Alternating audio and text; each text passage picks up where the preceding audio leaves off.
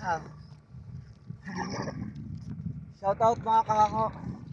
Ito na po yung aming tinanim na tahong, na floating tahungan pala mga kahango. Ito na po at nagbunga na po ang aming mga pagsisikap at mga pagtitis.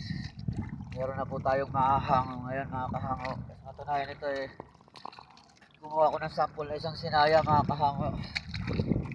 At ito ibibigay ko lang po sa aking kapatid para makita na rin. Ito pa mga kahango, sisisid pa ako sa kapatid ng mga kahango.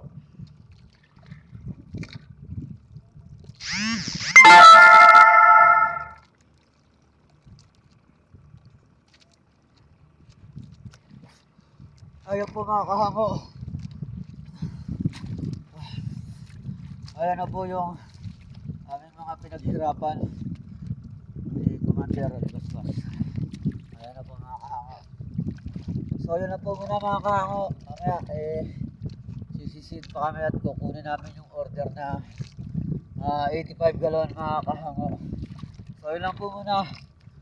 Shoutout sa lahat po ng mga kahango. Bye bye po muna. Boom!